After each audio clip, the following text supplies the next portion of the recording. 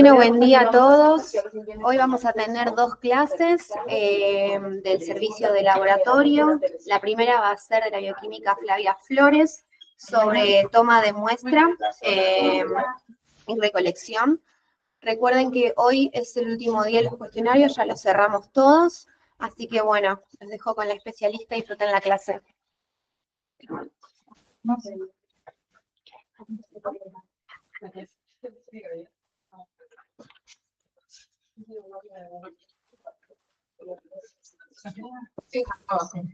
Hola, buenos días a todos. Bueno, vamos a empezar a ver un poquito esto de toma y recolección de muestras y sacar dudas si hace falta. Por un lado, contarles un poquito cómo son las etapas dentro del laboratorio, que a veces somos puertas cerradas y no nos conocen tanto. Tenemos dividida el proceso en etapa preanalítica, que implica desde la solicitud médica, la preparación del paciente, la extracción de la toma y la toma de la muestra, y el envío al laboratorio. Después, la etapa analítica, que nos compete a los bioquímicos, donde se procesan las muestras, se evalúa que los equipos funcionen bien, y se controlan con diversos tipos de controles. Y la etapa posanalítica, que implica la validación del resultado por parte del bioquímico y la emisión del informe. En este Ateneo nos vamos a dedicar de lleno a los errores preanalíticos, que son el que mayor porcentaje se lleva en cuanto a los errores y en el que más personal está involucrado. Nos involucra tanto a los médicos como a los bioquímicos, a los técnicos, extraccionistas, enfermeros. Entonces es importante que nos vamos familiarizando con este tema, así podemos trabajar en equipo y disminuir este tipo de errores. En cuanto, bueno, voy a dividirlo en estas cuatro partes y vamos a hacer foco un poquitito escuetamente en cada cuestión. En cuanto a la solicitud médica, es importante que tenga todos los datos completos, datos del paciente, sexo, género. Entonces, de lo que es la etapa preanalítica, que es a lo que le vamos a hacer foco, empezaría lo que es la solicitud médica, que debería tener todos los datos del paciente, sexo, género, y si corresponde también, estudios solicitados, diagnósticos, sello y firma. Este es el modelo vigente que tenemos, es un ejemplo, y esta es muy importante. Se necesitan 3 identificadores del paciente para dar garantías de la identidad del paciente y además poder reportar, si fuera necesario, los resultados al CISA. Es por eso que es importante que siempre digan nombre y apellido, tipo y número de documento y fecha de nacimiento, sin excepción, ¿sí? En cuanto a las solicitudes vigentes, tenemos otras. Hice foco en la de la guardia porque es a lo que apuntamos, pero también está la orden de internación, solicitud de endocrino, screening de drogas, que es un pedido en particular que a veces está en la guardia. Hay uno para el consultorio de diversidad y también para solicitar el pedido de archivo. Criterios de rechazo: en estos casos, órdenes contaminadas o manchadas con material biológicas no se pueden procesar debido a, bueno, temas de bioseguridad, y que además, en general, las órdenes las ingresan los administrativos para evitar riesgos, ¿sí? Después, esto también, el foco de por qué es la importancia de que completen bien la orden, implica demora en el resultado, porque hay que llamar para consultar los datos, y si hay dudas sobre la identidad del paciente, se va a tener que solicitar nueva muestra. Estamos compartiendo la pantalla.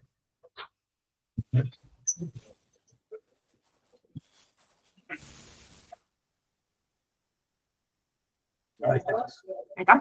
Ahora sí. Bien. Y bueno, la confusión de nombres o intercambio de peticiones entre dos pacientes puede tener serias consecuencias, ya sea para el diagnóstico o el tratamiento, por lo cual, por cuestiones de seguridad del paciente, es importante el tema de la identificación.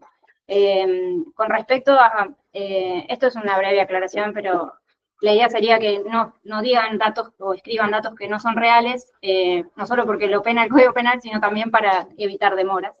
Y después, bueno, en cuanto a la preparación del paciente, como en estos casos son pacientes de guardia, no vamos a estar hablando de etapa preanalítica en cuanto a 8 horas de ayuno y eso, porque es un paciente urgente. Pero sí hay estudios, por ejemplo, algunas determinaciones en orina 24, estudios de bacterios, monitoreo de drogas u otros que necesitan indicaciones especiales, y es importante que ante la duda, o si quieren derivar algo, o si quieren agregar algún estudio, nos llamen primero para consultar cómo sería la preparación en esos casos en particular.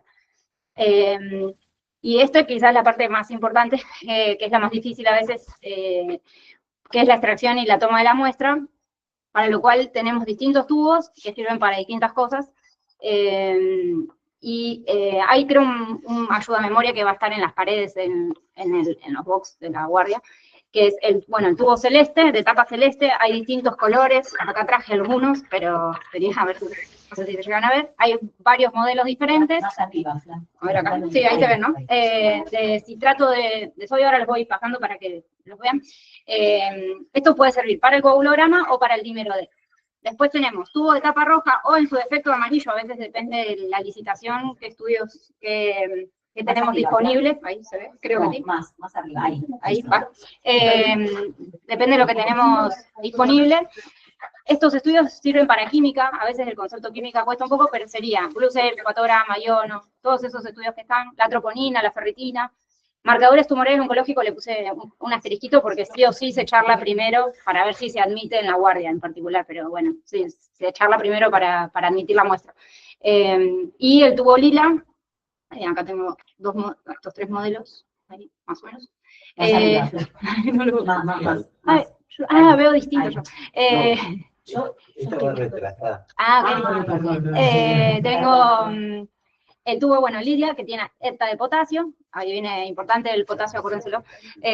Sirve para el hemograma, para las plaquetas, para eritro, hemoglobina glicosilada y BNP. Es muy importante que antes de sacar la muestra sepamos para qué sirve. Obviamente que vamos a dejarle en machetes. ¿En qué orden y cómo se cargan los tubos? Por una cuestión de evitar que se contaminen, el más complicado es el tubo de ETA, es el que más contamina las del resto de las muestras, por eso se deja para el último. Si hubiera hemocultivo, se carga primero el hemocultivo. En segundo lugar, el tubo de coagulación. Este tubo es el que tiene quizás la complicación más grande porque tiene un bisel o un enrase que es sí o sí hay que respetarlo. Tiene una proporción que es determinada. Después el resto de los tubos puede variar un poquito más y tiene más margen, pero este es el más estricto, es con el que más problemas tenemos. Ese por eso se carga primero de los tubos, ¿no? Después seguiría el suero y heparina nosotros no tenemos, ETA, que sí tenemos, y el último tampoco. Bueno, lo dejo ahí por si cambiamos. Y lo más importante de todo es que una vez sacados los tubos, agregar, por ejemplo, si tengo estos 3 tubos, lo más importante es hacer este movimiento, invertirlo, según el fabricante, entre 8 veces, y con eso nos garantizamos que la muestra quede bien homogeneizada. ¿Por qué? Porque todos los anticoagulantes o los activadores de la coagulación, de la coagulación, están pegados en la pared. Entonces, para que se distribuya homogéneamente, es importante hacerlo 8 veces. Los 3 tubos, todos los tubos homogéneos. Con respecto a los biseles o flechas, no le puedo decir porque va cambiando la marca, depende de la licitación, pero todos los tubos de coágulo, que es el problema más grande que tenemos, tienen o una marquita transparente, que se llama bisel, que en general está en la parte superior, o en este, por ejemplo, está acá arriba, después les mando más fotos, o a veces tienen flechitas, que es lo que me puse en algunas de las fotos están, que indican el volumen necesario. Tienen un máximo de tolerancia de 10%, entonces es muy importante, quizá por eso puse más fotos de coágulos, que en estos casos se respete esa proporción. Y después, recomendaciones. En cuanto a usar cuando uno pone el torniquete, tiene que ser, no dejarlo más de 1 minuto, idealmente, o 2 minutos, 3, para que no se genere hemoconcentración. Para evitar hemólisis, no hay que mezclar las muestras como si fuera una maraca, sino que hacerlo suavemente. Y cuando sea posible, siempre dejarlos en posición vertical hasta trasladarlos al laboratorio y trasladarlos lo antes posible. Y conservarlos a temperatura ambiente. Esta es la muestra como si fuera la orden que usamos en este momento de la guardia, para que les dejo una ayuda a memoria, para que al principio es difícil, pero sepan, de acuerdo a que ítem esté marcado, qué tubo de color va con la tapa del tubito al lado. Y esto el grupo y factor quedó de antes, cuando el servicio estaba compartido con hemoterapia, pero sepan que pertenece a otro sector y deberían sacar otro tubo aparte. Y aparecen las cuestiones. ¿Cómo cargar los tubos? Muy importante, o antes, tener un descartador y cargar los tubos destapándolos. En esta parte es importante que se carguen suavemente y siempre por las paredes, para evitar que se forme espuma, para evitar que se hemolicen, para garantizar que la muestra sea ideal. Y lo más importante, lo vuelvo a repetir, es invertir los tubos la suficiente cantidad para que todo el anticoagulante o el activador entre en contacto con la muestra. Y acá si quieren jugar un ratito, no sé si se cambió, ¿qué error observan acá, por ejemplo? Es muy común, sabemos qué pasa, pero pinchar el tubo no conviene. ¿Por qué? Porque la aguja y el calibre puede hacer que la muestra se embolice, y no es bueno, en este caso no estaba usando guantes, como para que... Y en cuanto al estado ácido base, que no entró en la tabla anterior, es porque es una muestra única en general y es una muestra que va aparte de todas. Esto queda para que lo puedan leer después tranquilos, pero yo voy a hacer foco solo sobre el punto 7. Acá traje una jeringa. Lo importante sería que una vez que saco sangre, boca arriba puedo sacar con un algodoncito el exceso de aire que pueda haber quedado si tuve algún problema. Y lo más importante es rotar 5 veces así y 5 veces por inmersión. Y eso garantiza que el gas no se coagule, porque a veces también tenemos problemas con eso. El volumen mínimo, esto trae 1 mililitro, son 3 rayitas, sería 0,3 mililitros, es el mínimo para que el equipo lo pueda procesar. Y el ideal siempre es superar mayor a 0,6. Y acá, por ejemplo, es una muestra que llegó con una cámara de aire. El intercambio gaseoso es inmediato, es decir, que estaríamos midiendo parte del aire atmosférico que entró en contacto, y esta muestra ya no es representativa del paciente. Por eso es muy importante que siempre saquen el aire que sobra durante la extracción. Esto va a ser un criterio de rechazo. Y acá es más para chascarrillo que otra cosa. Mitos del pasillo, a veces aparece este comentario de ustedes coagulan las muestras. No, las muestras se coagulan por no homogeneizar, por pinchar el tubo, porque a veces fue una extracción dificultosa, y convendría en esos casos usar tubos pediátricos. Y hay veces que vemos que vienen con el tubo homogeneizándolo caminando, y con solo 8 veces ese movimiento es suficiente, no es que hay que estar todo el tramo. Más que nada, claro, esto porque sé que anda circulando, pero... y si la extracción saben que puede llegar a ser complicada, pueden tener preparado siempre un background de 3 tubitos pediátricos cerca, por si es menos el volumen de lo que... Es ideal llenar el volumen hasta su óptimo. Entonces, si es menos cantidad de sangre, preferible usar tubos pediátricos. En cuanto al envío del laboratorio, remitirlo a la brevedad, con orden médica, si se pudiera, sería lo ideal para evitar cualquier tipo de confusión, tubos rotulados. Sabemos que a veces pegan con cinta atrás de la orden, no estaría mal, pero si hubiera una mezcla o se despegó la cinta y se confunde, se va a tener que pedir nueva muestra en esos casos y no sería conveniente. Y la jeringa siempre con obturador. Criterio de rechazo es que la orden tenga errores de identificación o que le falten, que no coincida el DNI con el apellido, o, por ejemplo, y que la jeringa venga con la aguja. En esos casos se va a pedir siempre una nueva muestra. Y llamados de nosotros, de nuestra parte, es cuando la muestra esté coagulada, por esto de la mala homogenización, cuando el enrase de los tubos sea incorrecto, cuando se contaminen con anticoagulantes. A veces pasa que, no sé, el ideal siempre es cargar primero el de coágulo, pero supongamos que cargan primero el de ETA y llenan. Eso es terrible, o sea, arruina las 2 muestras, entonces siempre eso no lo hagan, no trasvasen de un tubo a otro. Obtenidas de catéteres, a veces sacan de la vía y las muestras quedan diluidas. No remitidas a la brevedad, ahora vamos a ver un ejemplo. Y cuando el gas tiene cámara de aire. Les muestro ejemplos de lo que puede pasar. Por ejemplo, esto es una muestra hemolizada. A veces vemos que el potasio está alto, que la LDH está alta, la CK alta y la TGO alta, y uno, sin mirar esa muestra, podría concluir erróneamente algo sobre el paciente, pero era más bien etapa preanalítica, un problema de la etapa preanalítica. El potasio, la LDH y la TGO están también adentro de los glóbulos rojos, y cuando se lisan generan ese aumento. La glucosa acá no se nota tanto, pero también se liberaría. Y la CK es por una interferencia en el método. Después, también otro casito como para que vean, en este caso vemos un potasio mayor a 10, en estos casos a veces pasa que el tubo de sueros se contaminó con el de ETA. Eso a veces pasa cuando pinchan y pasan la misma aguja después al tubo de suero, o cuando agregan, puede dar esto. ¿Y cómo nos damos cuenta? El anticoagulante con el que se contaminó es el ETA, que quela el calcio, o sea, se queda con el calcio. Entonces vamos a notar que en esa muestra de suero el calcio es no detectable. Entonces ahí llamamos y le decimos, estaba contaminado con ETA, le pedimos una nueva muestra. Este es un ejemplo que me ha pasado. Claramente no lo validamos, pero entró al equipo y me quedó de ejemplo. Un paciente que venía con estudios normales de coagulación, y al día siguiente parecía que estaba anticoagulado, con ese RIN de 2,93, y sin embargo era que estaba mal enrasada la muestra.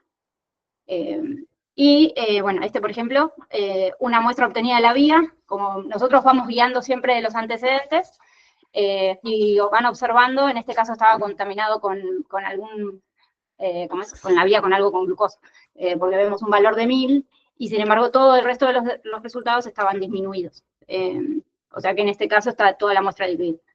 Y este es para mostrar el último ejemplo de una muestra que demoró en el envío. La primera parecía una acidosis respiratoria, pero fue en realidad una demora en el procesamiento, y cuando se pide una segunda muestra daban distinto. Bien. Y bueno, ahora seguimos con Anita. Y después, bueno, lo último hacemos unas preguntas o lo que quieran. Sí, por favor. Sos mi soporte tecnológico. Bueno, buenos días, yo soy Ana Melniansky, soy bioquímica y soy especialista en bacteriología clínica. Sabemos que es un plomazo el tema de la toma de muestra, pero para nosotros es muy importante. Nosotros estamos para ayudarlos a que ustedes lleguen a un diagnóstico. No somos el enemigo, no. Lo único que queremos es ayudarlos a que ustedes curen al paciente. Así que todo lo que pedimos, por lo que peleamos, las discusiones solo apuntan a eso. Y aparte a cuidar los recursos del hospital, porque tenemos un serio problema con el tema de los coagulogramas. Tenemos muchísimos errores con muestras mal enrasadas, y aparte, como dijo Flavia, se nos acusa permanentemente de coagular las muestras. La cascada de coagulación, una vez que se libera factor tisular, porque la extracción fue dificultosa, es imparable. Y aparte no es inmediata, porque ustedes a veces nos llaman y nos dicen, no, pero cuando yo le saqué, estaba bien, no estaba coagulado. Y no, claro, si ustedes se cortan y empiezan a sangrar, el proceso de coagulación lleva un tiempo. Entonces, el sangrado no va a parar inmediatamente. Ustedes compárenlo con eso. Va a llevar un tiempo, van a tener que apretarse, ponerse un algodón, y eventualmente, a medida que vayan mirando, la coagulación tuvo lugar y paró. Lo mismo pasa con un tubo. Entonces, cuando ustedes sacan la muestra, y no, va a estar bien, pero en el momento en que llega al laboratorio, que quizás pasaron 5 minutos, ahí nosotros invertimos y vemos que está coagulado. Para nosotros es una pérdida de tiempo, pérdida de material. A nosotros no nos hace ninguna gracia llamar, y sabemos que la guardia está explotada. Les aseguro que somos plenamente conscientes de eso, y lo que menos queremos es molestarlos con una nueva muestra. Pero si no, les vamos a estar informando cualquier cosa. Y otra cosa que les pedimos, por favor, que no nos digan más, y ya ahora vuelvo a lo de bacterio, pero bueno, también tuve mi época de bioquímica, es que, por favor, no nos digan, hacelo igual. Porque eso también, además de, ustedes coagularon la muestra, nos dicen, hacelo igual. No podemos hacerlo igual por todo lo que relató Flavia, por los anticoagulantes. Cada tubo lleva su anticoagulante, que lo hace propicio para las determinaciones que se van a hacer con ese tubo. Entonces, no podemos. Y les aseguramos que, otra cosa que queríamos recalcar con Flavia, nosotros no facturamos. Así que no tenemos problemas. Si nosotros vemos que podemos agregar un montón de determinaciones para llegar al diagnóstico del paciente, lo vamos a hacer. Entonces, si pedimos nueva muestra es porque no pudimos hacerlo de otra manera, porque otras veces lo que hacemos es, si el tubo de química estaba mal o hubo algún problema, bueno, sacamos de la muestra de gases, nos tomamos el trabajo. Pero bueno, cuando pedimos nueva muestra es porque no hay otra. Bueno, esta presentación, yo soy cero tecnología.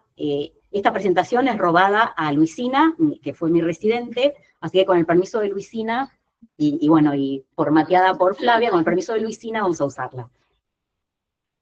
Yo sé que soy la pesadilla de ustedes con las órdenes de bacterio, pero yo les quiero comentar una cosa. Nosotros acá no venimos nunca, entonces esta orden para mí es el resumen de historia clínica que ustedes me hacen del paciente. Yo, digamos, no tengo manera de venir y preguntarles y averiguar y decir, pero ¿cómo? ¿El paciente tomó antibiótico? ¿No tiene ninguna enfermedad de base? A mí me pasa que, digamos, quizás la gente que es más nuevita me manda un hemocultivo, ¿no? Entonces, diagnóstico sepsis. me manda el uro del mismo paciente, diagnóstico de infección urinaria, el esputo, diagnóstico de neumonía, y el coprocultivo, diagnóstico de gastroenteritis. Y yo estoy posmenopáusica y tengo muy poca paciencia. Entonces, cuando me mandan eso, me pongo muy nerviosa, realmente no sé para dónde apuntar, no sé qué buscar, no sé qué agregar. Digamos, la razón de ser de la orden es entender al paciente y saber qué le busco. Entonces, cuando me mandan un urocultivo de un paciente, de una mujer de 25 años con seguimiento patológico, bueno, listo, infección urinaria, tampoco necesito que me hagan un resumen de historia clínica.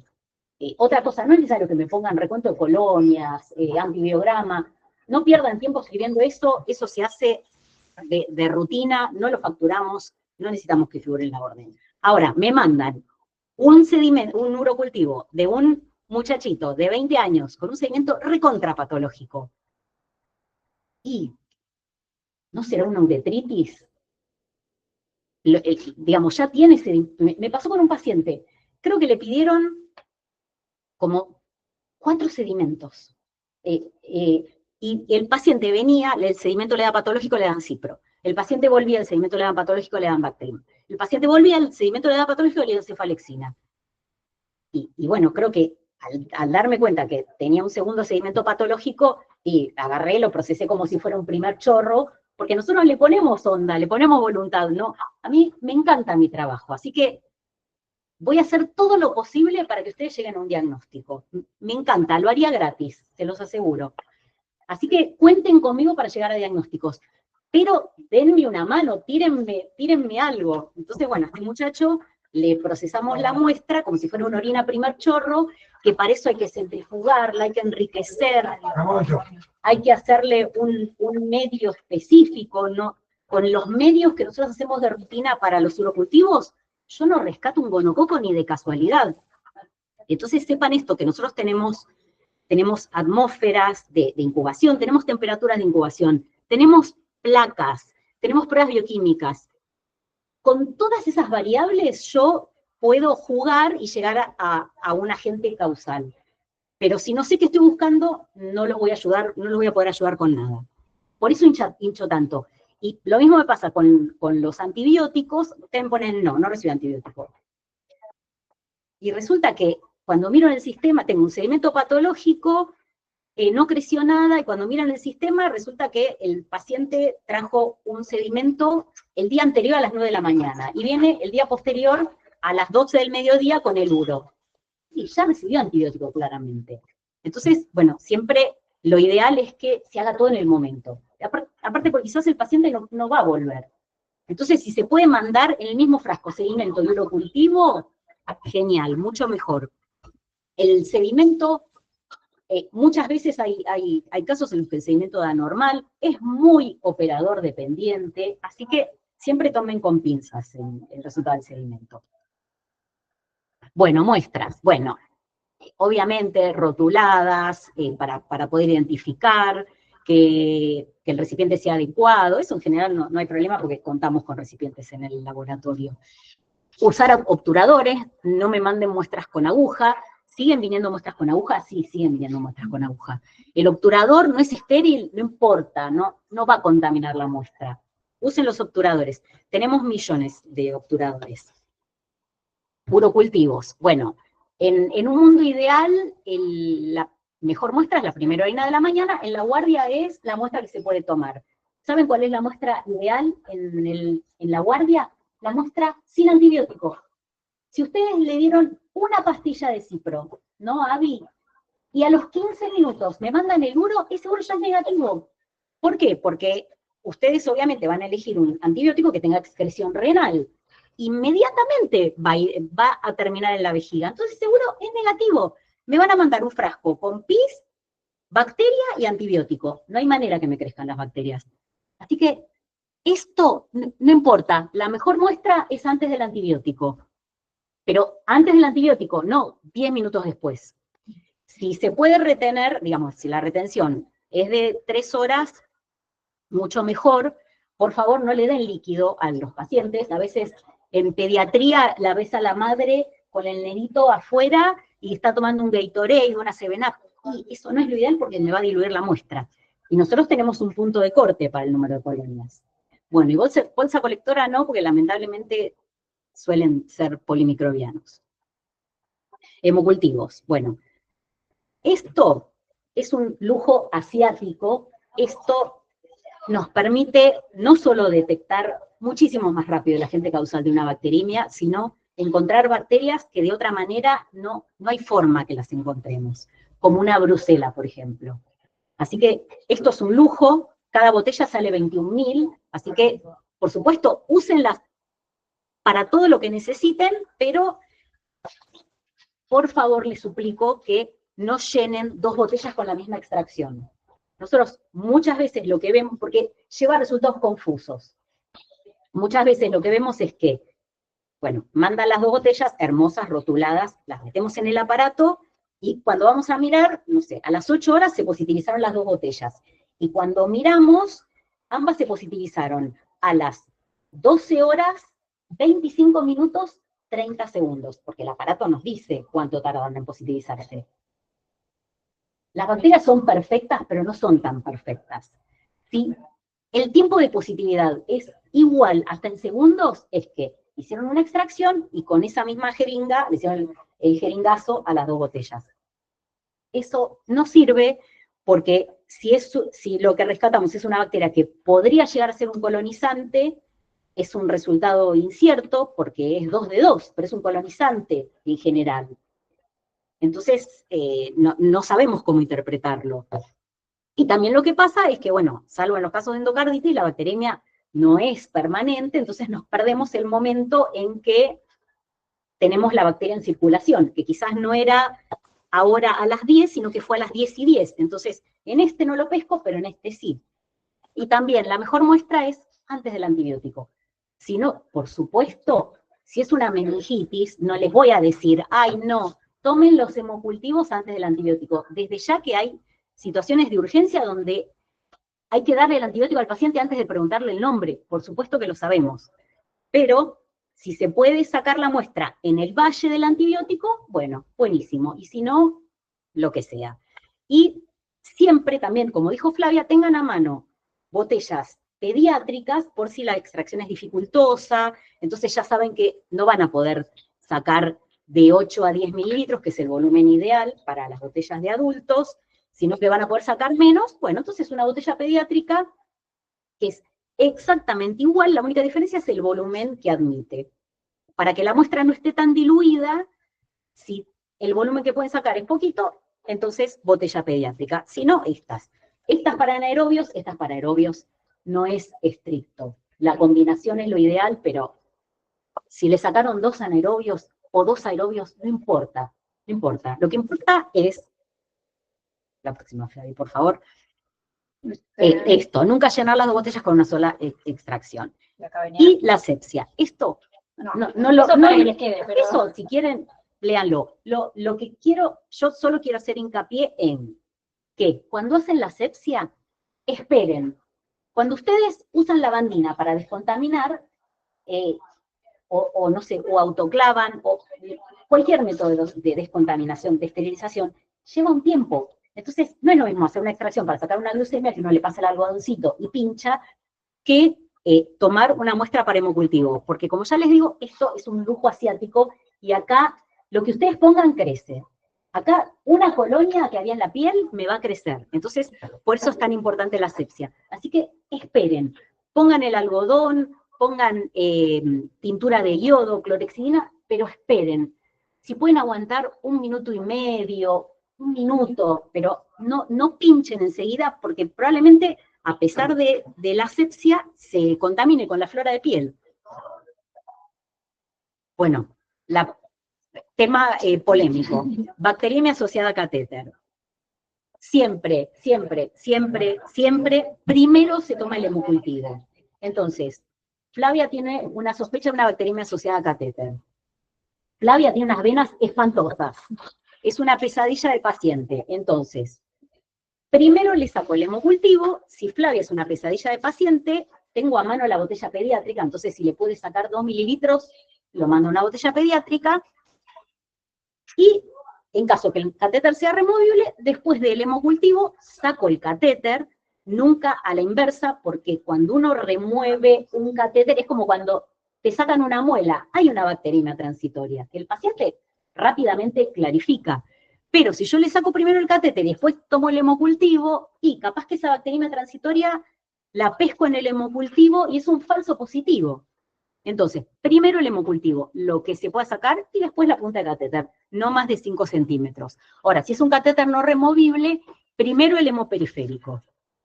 ¿Le puede sacar 0,5 mililitros? Bueno, no importa, pero del retro también tienen que ser 0,5 mililitros. ¿Por qué tiene que ser el mismo volumen de sangre? Porque nosotros hacemos lo siguiente. Viene el hemo y el retro. Nosotros lo ponemos en nuestro sistema automatizado de monitoreo de hemocultivos. Entonces, eso significa que la botella es la misma, la temperatura va a ser la misma, el aparato donde lo incubamos es el mismo, la temperatura, el tiempo de incubación, todo va a ser igual. Entonces, de esa manera, la única variable va a ser el número de colonias de bacterias que yo metí dentro del frasco, la única variable. Entonces, si este, que es el retro, se me positiviza 2 horas antes que el hemo, quiere decir que la cantidad de bacterias que yo metí en el frasco es mayor que las del hemocultivo. Entonces ahí, si encuentro el mismo bicho, ahí sospecho que es una bacteremia asociada al catéter. Porque la sangre que pasó a través del catéter, tipo manguera, arrastró bacterias. Bueno, punta catéter, no más de 5 centímetros, mándenlo donde puedan. Frasco estéril, tubo Falcon, lo que tengan a mano, no importa. Bueno, esto, Es lo mismo. sí, sí, Pero ya igual, lo vimos, sí. es más que nada para que entiendan también. Claro, para qué descrito. Bueno, cultivo de piel y partes blandas, lo ideal es pinchar a través de piel sana. No pinchar donde está toda la mugre, porque eso puede estar colonizado por flora hospitalaria. Y siempre punción. Las únicas autorizadas a mandar hisopado son mis reinas, que son las infectólogas, a las únicas a las que le acepto hisopo. Lo demás, lamentablemente, a mí me encantaría que fuera significativo el hisopado para no torturar al paciente, pero lo que vamos a rescatar es la flora que está colonizando la herida, no lo que hay abajo de esa herida, que es lo que yo quiero encontrar. Bueno, no hisopo solo el grupo VIP. Líquido cefalorraquídeo, bueno, la verdad es que en mi época no existía la PCR, no había nada que hacer para virología, así que siempre eran 2 tubos. Ahora, por suerte, tenemos un montón de opciones de derivación. Entonces, lo ideal es 3 tubos. ¿Por qué 3 tubos? ¿Por qué no hacen todo del mismo tubo? Bueno, por lo siguiente, porque el primer tubo se va a usar para hacer la química y la citología. Entonces, le vamos a meter pipetas, le vamos a meter pipeta Pasteur, lo vamos a mezclar con un porta. Entonces, eso se va a contaminar. La segunda muestra para bacterio, ¿por qué? Porque esa no se va a tocar con nada hasta que lleguemos nosotras y lo procesemos con todos elementos estériles. Y la tercera, que es para virología, ¿por qué aparte de la 1 y la 2? Porque lo tenemos que frizar. Entonces no podemos compartir tubos, por eso tienen que ser 3. Con respecto a los líquidos de punción, estas botellas sirven para, está indicado, no es que sirven, sino que se recomienda que líquido sinovial y líquido acítico los inoculen en estas botellas. ¿Por qué? Porque ustedes, viene un paciente cirrótico, bueno, lo punzan, líquido acítico, va a la botella, viernes a la noche. Yo vengo el sábado ya está positivo, porque esto apenas ustedes mandan la botella va a incubar. El lunes ya tienen tipificación antibiograma. Si lo mandan en jeringa, no hay problema. Nosotros llegamos el lunes y lo metemos en botella, pero bueno, todo se retrasa un poco más. El líquido acítico en botella sale todo rapidísimo. Con respecto al sinovial, el sinovial está indicado en botella.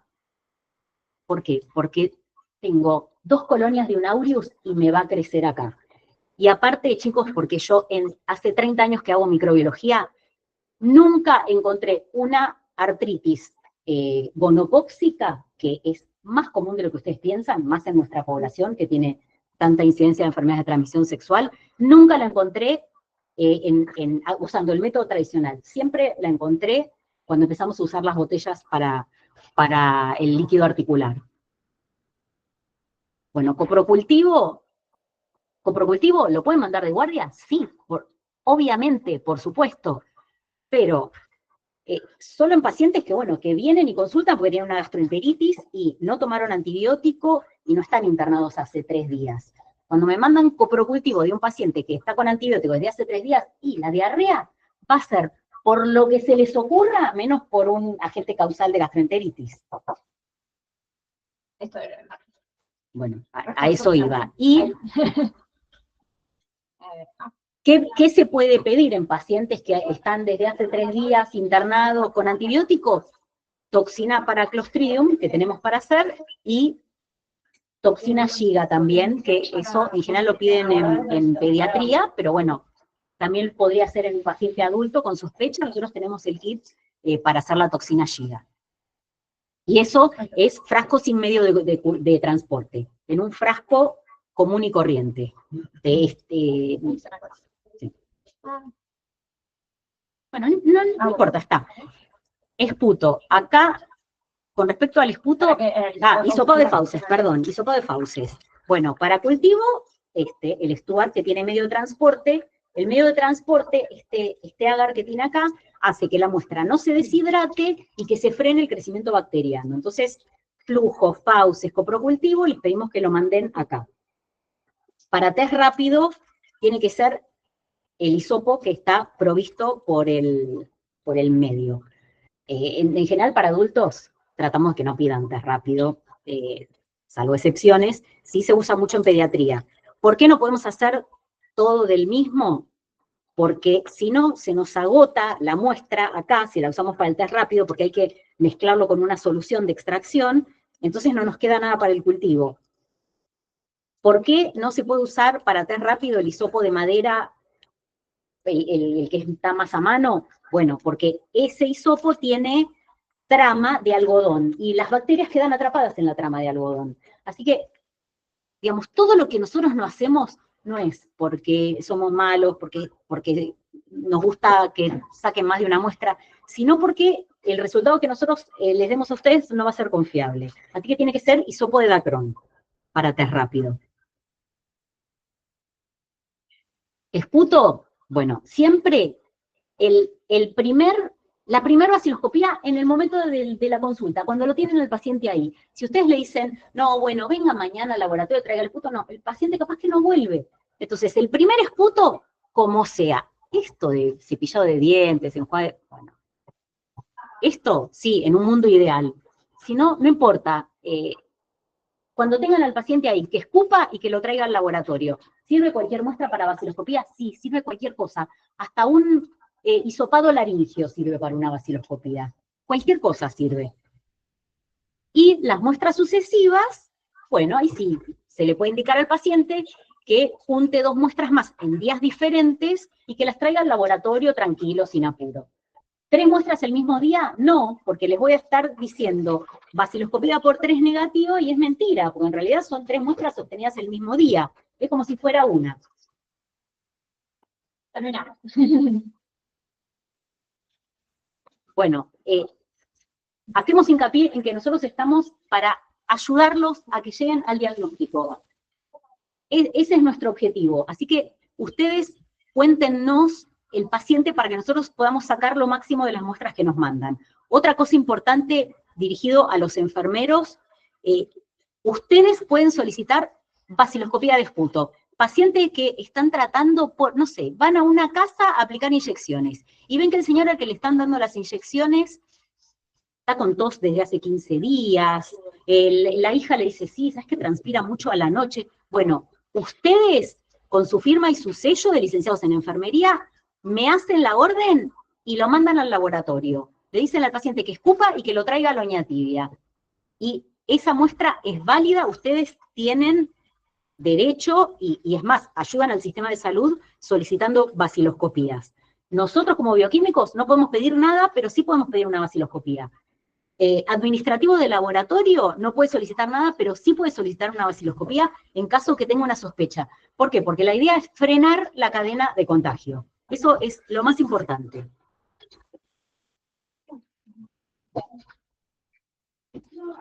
Bien. Y creo que nada más. Ah, y otra cosa que les pido también a quien sea, a los enfermeros y a los médicos, si me van a mandar una muestra y el paciente ya recibe una dosis de antibiótico, por favor, pónganmelo, porque a veces dice antibiótico no, y yo miro la placa y las bacterias no mienten, dicen muchas cosas que ustedes, de las que ustedes nunca se van a enterar. Y a veces en la placa vemos que en el punto de siembra no crece nada, y a medida que nos vamos alejando en la placa de Petri del punto de siembra, ahí empiezan a crecer las bacterias. Entonces ahí me doy cuenta que el paciente sí recibe antibiótico, porque en el punto de siembra, que es donde está más concentrado el antibiótico, la bacteria no creció.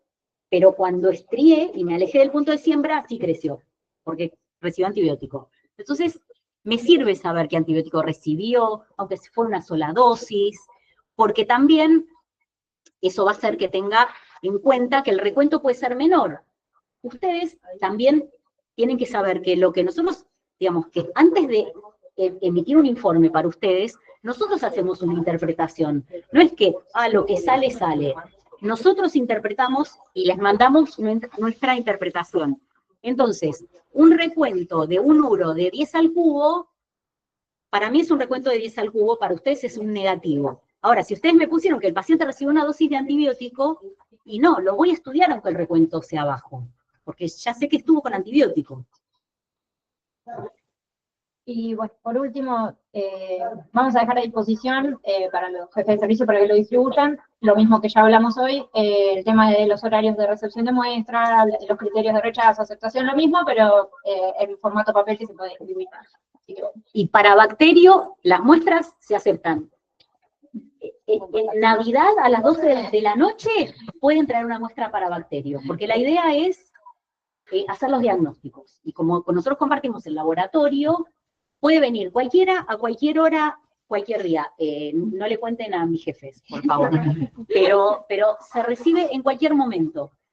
Ustedes trabajan en una salita de Lomas de Zamora y en todos los otros lugares les hacen historia. No, las muestras se reciben los lunes, en año bisiesto, de 8 a 8 y media. No, en el Oñatibia no es así.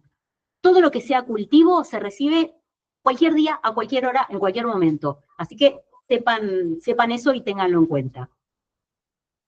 Qué bueno. Bueno, eso es todo. Ya tenemos algunas preguntas. Sí, acá vi que quieren la presentación, así que sí, si la necesitan y la quieren tener, no hay problema. Y después otra pregunta, Victoria, para el estudio del esputo, ¿cuánto debe recolectar? ¿Basta con un solo esputo? Sí. Porque mi hospital le entrega el fresquito y tiene que juntar toda la noche. No, por favor, no, eso está mal, Tiene que ser una expectoración en un frasquito. Porque no tiene sentido juntar todas las expectoraciones del mismo día. Lo ideal es que sea la primera expectoración, una en el momento de la consulta. Si es posible, explicarle al paciente en idioma criollo, porque a veces uno dice, no, bueno, señor, tiene que juntar la primera expectoración, y el paciente a veces no lo entiende. Entonces, que escupa en el frasquito en el momento de la consulta. Y después, ¿consulta un lunes? Bueno, un lunes a las 12 del mediodía, señor, lunes 12 del mediodía, ahora escupa en el frasquito. Después, junte otra expectoración el martes y junte otra el miércoles o el jueves cuando pueda. Guarde esas dos expectoraciones de días diferentes en la heladera y cuando puede las trae al laboratorio. Pero no, juntar todas las expectoraciones del día no tiene sentido. Lo ideal es que sea, porque la expectoración es pausivacilar, no es permanente. El paciente no está todo el tiempo escupiendo bacilos. Entonces, lo ideal es que sea en diferentes días. Después nada, agradecimientos y felicitaciones. Me gustó mucho la presentación. Bueno, muchas gracias. Estamos a disposición.